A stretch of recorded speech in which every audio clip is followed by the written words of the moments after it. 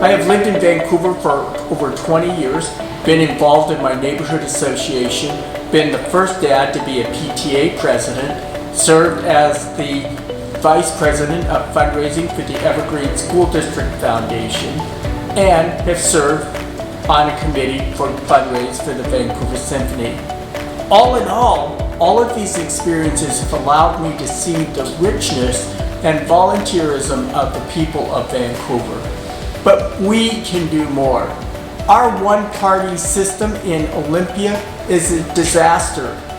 The governor is a Democrat, the House is Democrats, the Senate is Democrat, and even the judicial system is heavily Democrat. A one-party system does not benefit and goes contrary to the U.S. Constitution of for the people, by the people, and we the people. Today, I am saying we are the people. We must stand against Olympia, and we must stand against Democrats who continually figure out ways to raise our taxes. In fact, the Long-Term Care Act has been put on hold by 22 Democrats. The payroll tax, which was just passed last year, that has also been put on hold. And even more, the Democrats are trying to put an income tax on your personal income tax through the capital gain tax. All in all, our state is looking at a $2.8 billion surplus, and yet the Democrats just keep taxing. And of course, cliches are cliches because the Democrats tax and spend. As your state representative, I will put a hold and stop to taxes.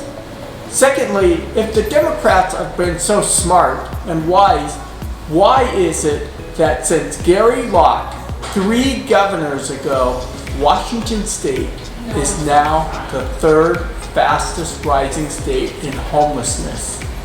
We follow Texas, and we follow California. Little old Washington following their big brothers, California and Texas. We must stop. There are over 1,000 people here who are homeless in Southwest Washington, and 600 of them reside in Vancouver proper. 20% of our homeless in Washington State are families, meaning that many of them are composed of young mothers and their children living in cars. We can do better. Through interagency cooperation, not one group has the answer. Government doesn't have the group. Nonprofits don't have the answer. We must work together to find an answer and a solution to bring the homeless home.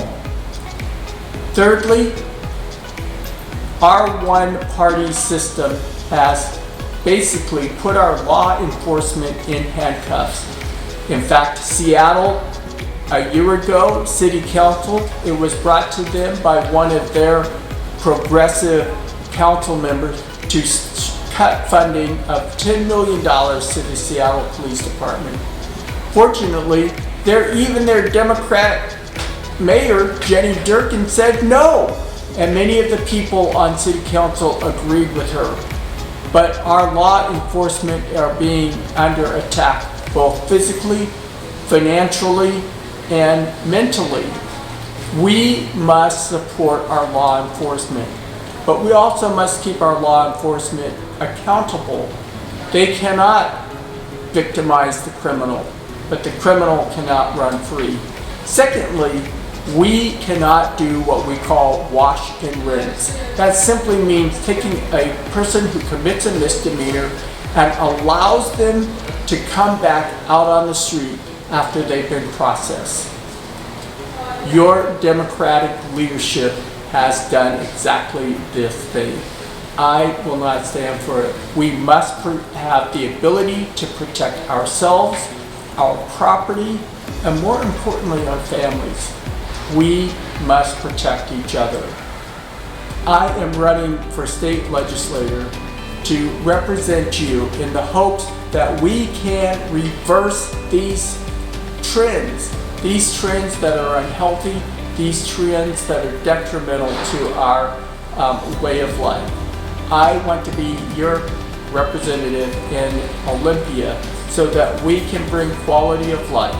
We can lower and stop taxes, give homes to the homeless, and 3, protect our law enforcement both financially and with the support that they deserve so that they can come home to their families. Thank you so much for taking a few minutes of your time to allow me to talk to you today. And I look forward to talking with you. Please go on to my website, www.standwithpark.com. And thank you again, and I appreciate the consideration of your vote.